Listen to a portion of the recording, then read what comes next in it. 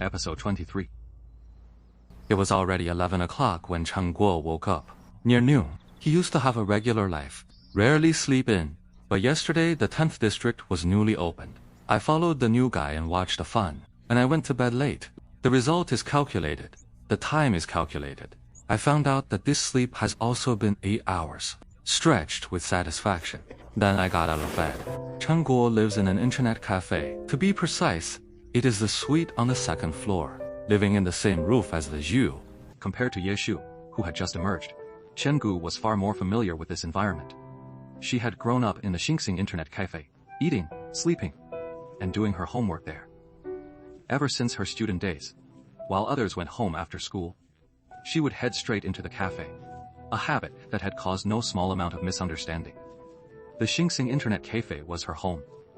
This was a deeply ingrained notion Chen Guo had held since childhood, because her father ran this internet cafe as carefully as if it were his own home. He started when the cafe was still very, very small, and Chen Guo was still very, very young. Now, the home has grown large, yet only Chen Guo remains within it. The year she took the college entrance exams, her father passed away suddenly from a heart attack. Chen Guo had no mother, or at least she had no memory of one.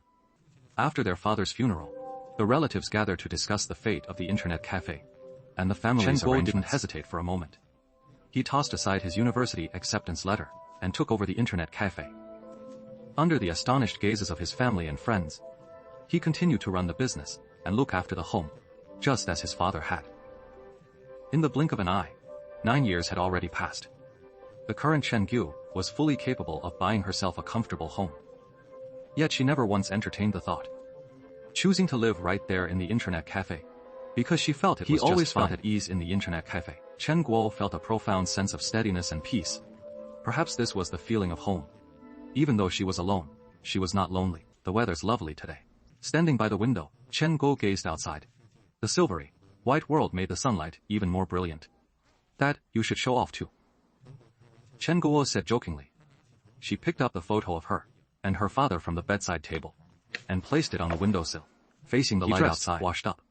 Chen Guo strolled around the living room, feeling refreshed and energized. Seeing the storage room door already open, he peeked inside but saw no sign of Ye Shu. Where'd he go? He pulled open the door, and Chen Guo stepped into his internet cafe. The internet cafe was now completely packed. All because of the launch of Glory's 10th server. The all-nighters logged off, and the early birds immediately took their place. Every screen displayed Glory's world.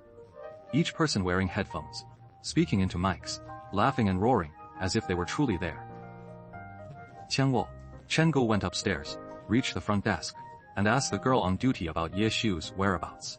Little sister pointed towards the deep zone. Still playing, huh? Chen Guo was shocked and strode toward that direction. The West Smoke District was a chaotic mess, and Ye Shu was right in the thick of it. Chen Guo, frowning, waved away the smoke and rushed to Ye Shu to yank off his headset. Still playing. Is this your life now? Ye Shu swiftly turned his head and nodded. Go. With that, he immediately turned back and resumed his rapid-fire keyboard tapping. Chen Guo glanced at the screen. Not moving to learn, huh? What's your current level? Chen Guo was startled, then peered closely at Lord Grimm's experience bar on the screen. Level 17 is already in the past. Finishing this dungeon will guarantee level 18. There were still 20 minutes left until midnight. Reaching level 18 within 12 hours in the new server. This is absolutely a dungeon record.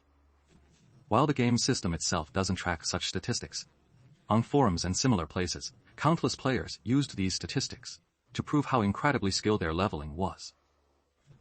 Chen Guo's next glance identified Ye Shu's teammate, Yu Zhongmin.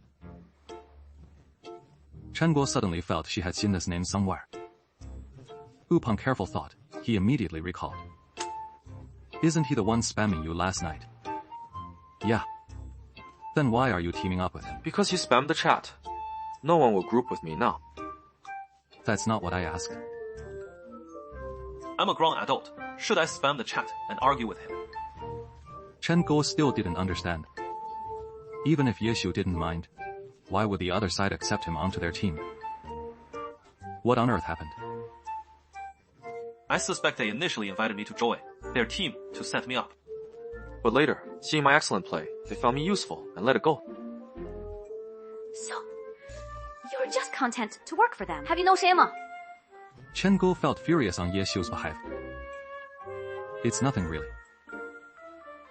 As Ye Xiu spoke, Lord Grim on screen swept past, taking down the Spider King besieged by 5 players. Chen Guo saw a neat row of system messages rapidly scrolling through the info bar. From the same team, Tian Qi, Yu Zhoumian, Mu Yinshan, and Chu all unanimously chose to forfeit the equipment dropped by the Spider King. What does this mean? I was a huge help to them, so they insisted I ute first. There's really no other way. Ye Xiu declared, and decisively selected Abanda as well, with priority selection rights. He had already assembled a full set of blue equipment. Yet these guys still insisted on having him take a look. Chen Guo was utterly dumbfounded. So Ye Xiu's description had been modest. He wasn't here to work a job. He was here to be the boss, wasn't he? After defeating the boss, priority in selecting equipment is a privilege reserved for the team's most dedicated core member, and that's only if you're ahead. That's the power of a guild. Knowing each other lets the truly dedicated get priority. But the pair I saw were sworn enemies, scheming against each other just before bed. How did they wake up as your loyal subordinates? Hey, explain this to me clearly. What's going on? Chen Guo was determined not to let it go this time. He absolutely had to get an answer. My help is crucial. He led them to secure the first kills in Spider Cave and the Spider Lord. Are you seriously asking? You completed 3 first kills tonight. Chen Guo was stunned. Her striker had been played for 5 years, yet she had never once seen a first kill. I only played 1 all-nighter plus a morning, less than 12 hours, and already snagged 3 first kills. The contrast was far too glaring. Lucky. Ye Xiu stretched lazily and rose from his seat. On the screen, the entire team had already exited the dungeon, and faint farewells echoed in his headset. Ye Xiu grabbed the headset from Chen Guo's hand, brought the microphone to his lips, roared a quick goodbye, and promptly logged out of the game. I'm exhausted. I'm going to sleep. Want a bite before bed? Chen Guo sized up Ye Xiu as she spoke. To be honest, Chen Guo couldn't see any trace of fatigue on Ye Xiu's face. This guy pulled an all-nighter and then a morning, and he looks completely drained. But the problem was, during our first meeting yesterday, this guy always has that half-dead, utterly listless look about him. He couldn't tell what kind of toll this prolonged lack of sleep was taking on him. No need to eat it later. Ye Xiu shut down his computer, called out, and bolted. The key to that second floor soul had also been given to Ye Xiu by Chen Guo yesterday. He opened the door to his pitifully small storage room, pulled the covers over his head, and slept. This room is actually perfect for sleeping during the day. The door slammed shut, only by the light from that small window above. Beyond that, there was basically no other light interference.